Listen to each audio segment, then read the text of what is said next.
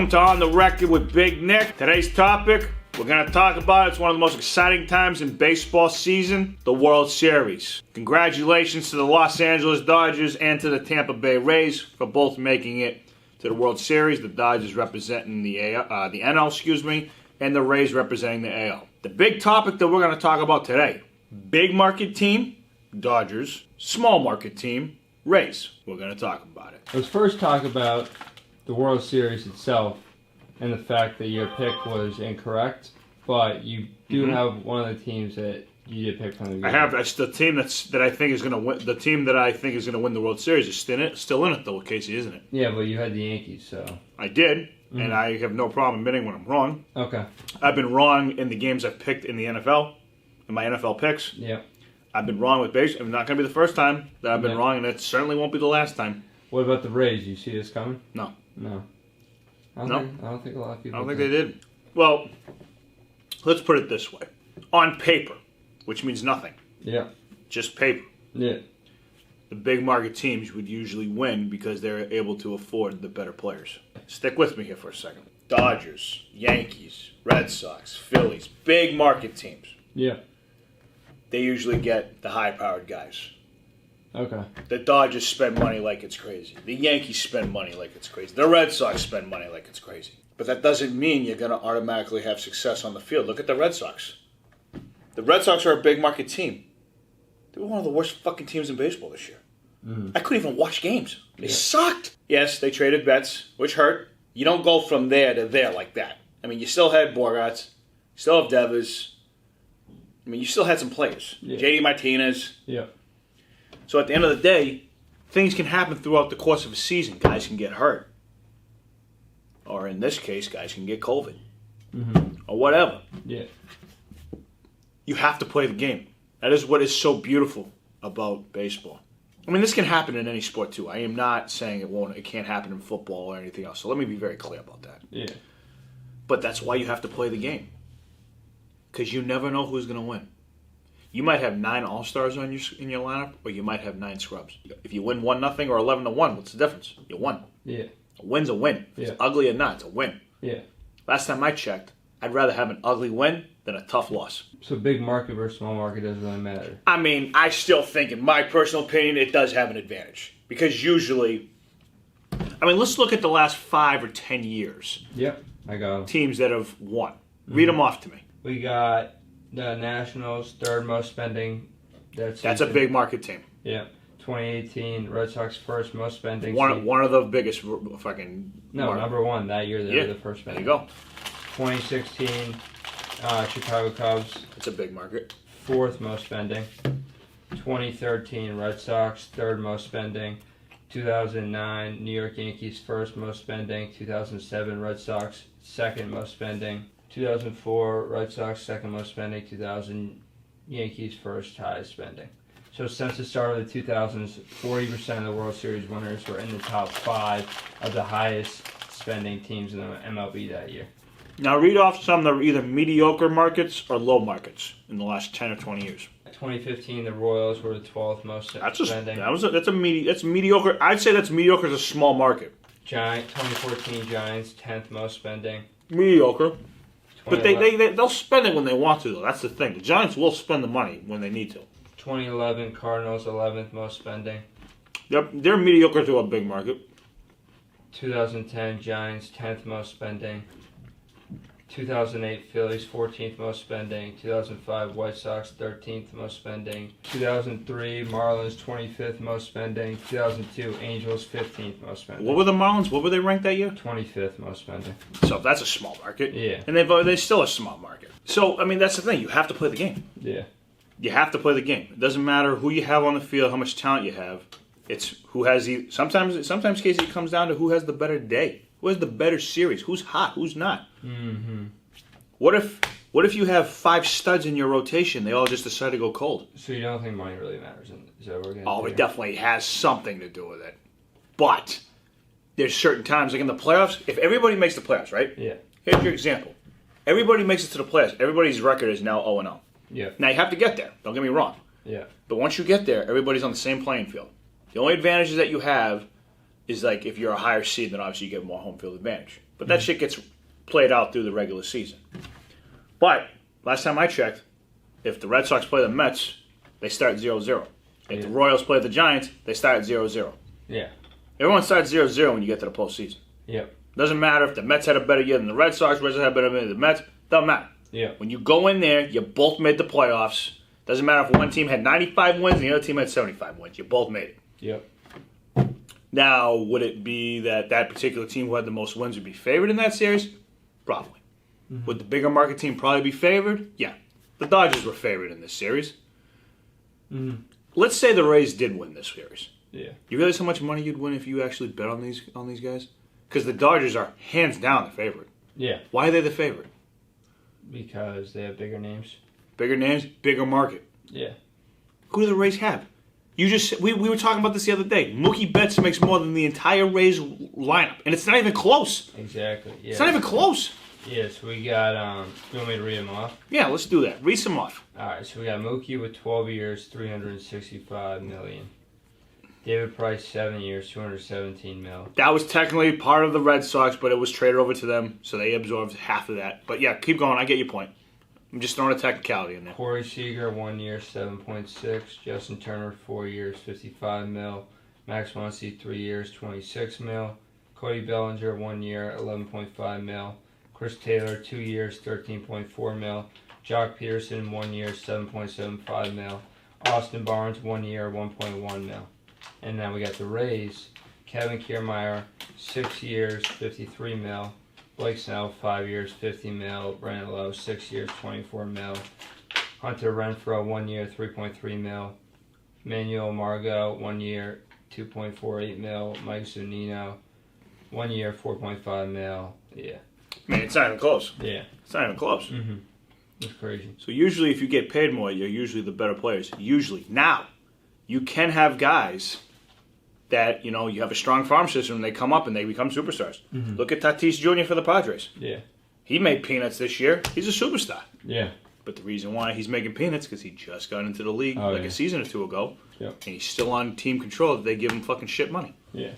So do you think that's one of the bigger You got to have a strong farm system to make it. Like, the Rays have they got the right players to...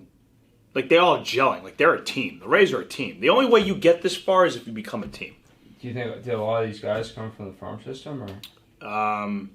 Well, I know that the Miguel, Morgert guy?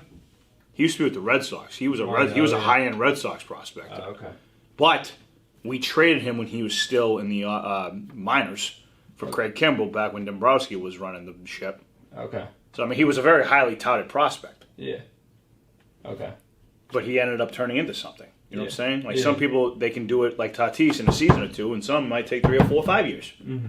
Some people don't peak until they're 26, 27. Some can do it at 20, 21. Yeah. It all depends. To me, like I said, are the Dodgers the favorite? Yeah. Do I think they're going to win this series? Yes. To me, they're the better team. They got the better players. But again, I want to be clear. The Rays could definitely pull it. I could see that too. Okay. Because they've made it this far. Yeah. And it wouldn't shock me if they won. Mm-hmm. And what do you think drives like small market teams? Is just like their farm system. They got to have a strong farm system. They got to have the right guys that either have career years or just peak at the right time, and they're getting great value for them. Look at them. You ever watch the movie Moneyball? Yeah. Okay. What happened the year? So the year before the Moneyball season happened, they had Giambi, they had Damon. Mm-hmm. I think they had 1 or 2 other guys. They left for big markets. Giambi went to the Yankees. Yeah. Damon went to the Red Sox. I think some other guy went to the Yankees. I'm not 100% sure. Don't quote me on that. Mm-hmm. But my point is they lost all their big market players to big market teams. Yeah. Why did they do that? Because the A's could not match what the Red Sox were offering. The A's could not match what the Yankees were offering. Mm-hmm. You have an advantage when you have better players. Let me ask you this. Yeah.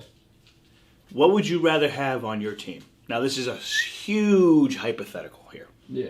Would you rather have Mike Trout, Mookie Betts, and Juan Soto in the outfield, or would you rather have the Rays outfield? Obviously, I'd go with like the bigger names, but that's my point. Yeah. But so, like, basically, like, what we're getting at is that, like, money doesn't, like, completely control. Absolutely not. But But it helps. it definitely helps. It's just like when people say money doesn't buy happiness. Yeah. They're right, but money solves a shit ton of problems. Clearly, it doesn't solve the Dodgers' problems because they still haven't won a World Series, and the Rays still haven't won a World Series. Right? Well, someone's going to win. Yeah. Someone has to win I know. by default. Yeah.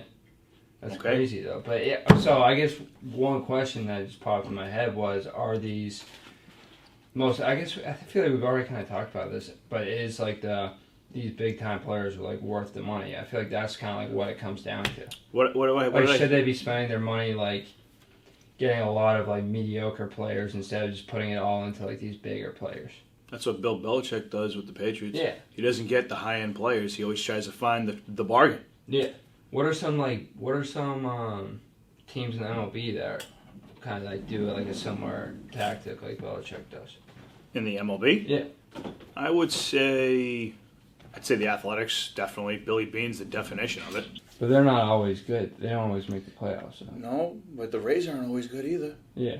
They've been good the last few years. Yeah. But they haven't been. Mm. I mean, they had that one year in 2008 when they had Longoria and Price and all those guys. Yeah. But all those guys peaked at the right time. Yeah. And then they left because what happened? They couldn't afford everybody. So is there any teams that are like consistently good that are small market teams? Right now? Or just like no, like you know how like the Yankees like they're always going to be in the playoffs, but they're a big market team. Is there any small market teams that you always see in the playoffs? I mean, the Rays have been doing it the last few years. Yeah. They've been getting to the playoffs. Yeah. The Athletics have always been there. They might not make it to the playoffs, but they've always been there. Okay. They have been. They've won 90-plus games the last 2 or 3 years. So they're always contenders. In the last couple of years. We're talking about recent. About kind of like maybe in general? the 2000s. I mean, you could say the Diamondbacks were back in the early 2000s when they had Randy Johnson and Kurt Schilling. Yeah. That was a low-market team. Uh-huh. Who else was kicking? The White Sox won in 2005. I wouldn't necessarily consider them a high-market team. How's your fan base? Red Sox sell out every single game. Yeah. If they suck or if they're great. Yankees sell out all the time. If not, they're damn close to selling out. Mm-hmm. If you sell out your stadiums, that means the people that are at the games have to buy food, and the margins on food is astronomical. The amount of money they make on beer is astronomical. The amount of money they spend on soda and even water. I can fucking buy a case of water at BJ's, a 36-pack, for the same price as buying one at Fenway Park. Yeah, no, that's fucking ridiculous. Yeah. And you want to know something? They probably pay per case of water, like pennies. Yeah. I don't mean literally pennies, but you know what I mean. Like they pay nothing for a case of water. Yeah. And then if you have a 36-pack times 4, say it's $4 a bottle of water, which I went there last year, it was $5 a bottle of water. I saw $5 a bottle of water. $5 a bottle of water. And let's just say for shits and giggles they pay $3 a case, which they're not paying $3 a case. They're paying cheaper than that. We're just going to throw a number out there. Yeah. If you pay $3 a case, and again, that's a very high number. I think they're paying more like $150, $2 a case. I could be completely wrong on that too. Mm-hmm. But we're going to go 3. Yeah. 3 times 36. You got your calculator? We got what? We got 18. Carry the 1. That a boy, ostrich. That a boy, buddy. So you make $108 on a case of water, and you spent $3 on it. Uh-huh. That's $105 profit every case of water. How many cases of water do you think they go through in a game? Tons. A lot. I'd love to know how many cases of water they go through in a game. If everybody in the place bought 1 bottle of water. Yeah. 1. Yeah. Not 2 or 3, 1. Because there's some people that won't buy the water there, but then there'll be some that buy 3 or 4 bottles. Yeah. So we're just going to outweigh. Yeah. And we're just going to make this very simple. Yeah. If everybody bought 1 bottle of water, that's 36,000 bottles of water. 1,000 cases of water. I go to BJ's, and I probably see 500, but there's like 20 fucking pallets of it, and they're stacked up on the shelves. Imagine doubling that at Fenway Park. And there's a lot of people that shop at BJ's. Yeah. They don't go through 20 pallets of water a day. Yeah. I mean, they might have won fucking Corona first hit because everyone thought the fucking sky was falling. They need that fucking water. Yeah. Couldn't find water. Couldn't find toilet paper. What the fuck is your point? My point is that they're making money stupidly on the food. I was trying to break down the numbers, saying if you have more people at a stadium, you're gonna get more revenue. Yeah. If So you more only fans. get right, if you So only the get fan base depends on the big market. Yes. Not just how rich the guy right. is. Look at the Miami Marlins. They get no one down there. No one. Boston is a blue-collar city that loves their sports. Yeah. And I ain't saying Boston's the only one. Yeah. But Boston loves their sports. The only time that you'll see, like even the Rays, say that there was no COVID and the Rays were in the World Series. Yes, the stadium would be sold out now because they're in the World Series because you got a bunch of bandwagoners down there. Yeah. But the same fans that watched the Red Sox when Billy Buckner fucking had the ball go through his legs, thank God I wasn't alive when that happened, are the same fans today that witnessed 4 championships. If you've been alive to see that and then to see this. Yeah. Because I know my dad has. My dad saw the 86 fuck up. Yeah. But then he's also seen 4 World Series titles. Uh-huh. You got people that haven't seen a World Series before. Like, I'm not talking about just the Red Sox. I'm talking about any team. They haven't seen a World Series won ever. That's crazy. How about that? You could be alive for 90, 100 years and you still wouldn't see a World Series. That's fucking crazy. That's fucked up. That's why we're so blessed in Boston. Yeah, we are. You know, people call us like fucking, you know, we're not appreciative and shit. Fuck that bullshit. Yeah. We just want more. Mm. You think fucking Bezos is going to stop after making billions of dollars? No. Does that make him greedy? No. No. Makes him want more. Yeah. There's nothing wrong with that. Yeah, exactly. Go for it. Once you get a little taste, you want more. I mean, if I have one piece of steak, you know what I want, Casey? I want another piece. Yeah, I agree. Okay. All right, cool. All right. Let's do this last comparison, and then we'll call the show. Say you have a white-collar family. That, let's say the guy's a high-end plastic surgeon, and she is a stay-at-home wife. Guy makes $2-3 million a year as a plastic surgeon. Now, again, that's a very high number, but we're going to call him the best plastic surgeon in the world. And then you get your blue-collar family that, you know, mom and dad both work, but they combine for like $75,000, $80,000 a year. And the white-collar guy, the plastic surgeon, can go buy a Ferrari, go buy a house in Malibu. He can buy what he wants. The blue-collar family, they're on a fixed income of $80,000. Yeah. They ain't buying no Ferrari. They ain't buying no $1 million house. Uh-huh. They're figuring out how to pay their bills, but then they still figure out a way to take their kids to Disney World or to take them on a vacation or go to a Red Sox game or, you know, do fun things. Yeah. Whatever it is that you do, that's how the small market teams have to play. They have to pick and choose who they're going to give their money to and say, oh, is this guy going to be worth this? Is this going to be worth that? Mm-hmm. Are we going to shop at Stop and Shop? Or are we going to stop at Roach Brothers? Mm-hmm. Or are we going to get our best bang for our buck? Yep. You see where I'm going with that? Yeah. But at the end of the day, doesn't mean the blue collar guy doesn't work hard as the white collar guy. You're right. And at the end of the day, we're all people, right? Yeah, that's a good point. They're all teams, and guess what? You still got to show up and you still got to play the game. Mm-hmm. Do you think that, one last question, do you think big market versus small market is starting to like level out in terms of big market always being more dominant than the I would say market? it's starting to. I wouldn't say it's 100% there yet. I'd say it's starting to. Okay. Because I think they have more technology and things that they can figure out bargains for guys. And I think some of these small market teams are starting to slowly spend a little more. Not Okay. crazy, but you know, so there's like a little middle ground. Like you can have that guy who's quote unquote giving a little bit, but then there's also a little take. Okay. Like they're finding guys, and the guys are just doing well. Yeah. Yep. It's like finding the right stock. Yeah. You might find the right stock, and then boom, it's the next Amazon. Yep. You get my concept. Yeah, I got you. For every Netflix, there's a Joe Schmo. Yep. For every Walt Disney, there's a fucking Dumbo amusement park. Yep. That doesn't work out. Yep. No, you're right. That's it. That's all I'm saying. All right, cool. Word. All right. So that does it for this episode of On the Record. Make sure you like and subscribe. Make sure you listen to this on a podcast. If you, if you're driving in the car, stuff like that. For some of you that are still driving to work every day, stay safe. And I just want to say one thing. I usually say this on my snack times. I always say it on my snack times, but I just want to say it on my personal show that I appreciate you guys, men and women, boys and girls, for listening, taking the time out to listen to my show. I hope that I'm keeping you guys entertained. I hope that you guys are having fun. Write in any comments or anything like that. I appreciate every single one of you. Even if you haven't sent me snacks, I appreciate all of you. So, God bless you.